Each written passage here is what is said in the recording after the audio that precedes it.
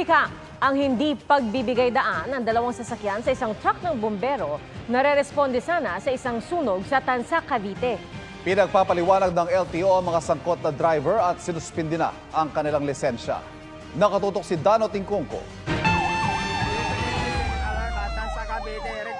Walang sinasayang na sandali ang mga bomberong sakay ng truck ng bombero na ito para rumesponde sa sunog sa Tansa, Cavite.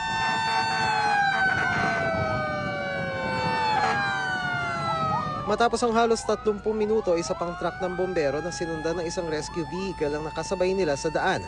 Hanggang sa nauna na ang mga ito.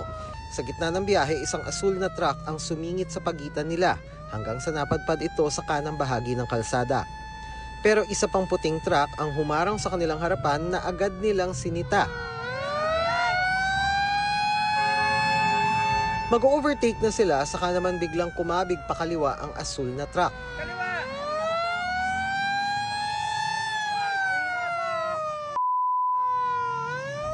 Nagpatuloy ang biyahe ng mga bombero hanggang sa makarating sa lugar malapit sa sunog.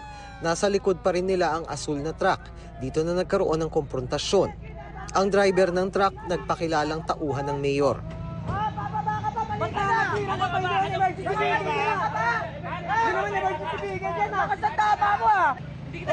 Inaway mo ako, binabahan mo ako eh. May mga saksing umawat sa tensyon. Nakarating na sa Land Transportation Office ang video na viral sa social media. Agad silang naglabas ng show cause order para sa mga sangkot. Inutusan nila ang may-ari at mga driver ng dalawang truck na humarap sa opisina ng LTO sa Miyerkules. Inilagay na sa alarm status sa mga plaka ng dalawang sasakyan. Suspendido ng 70 araw ang lisensya ng mga sangkot na driver. Ayon sa LTO, ang mga emergency vehicle tulad ng truck ng bumbero ay may tungkulin na iligtas ang buhay at ari-arian ng mga nasunugan. At ang pagbibigay daan sa kanila ay hindi lamang batas kundi pagpapahalaga rin sa buhay ng iba. Kinabukasan, ipinatawag ni Tansa Mayor Arcangelo Matro ang driver ng asul na truck na kanilang empleyado. Ililipat daw muna siya pansamantala sa ibang departamento. Humingi na rin ng public apology ang driver ng truck.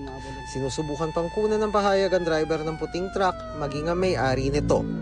Para sa GMA Integrated News, Dano Tingkungko, nakatutok 24 oras.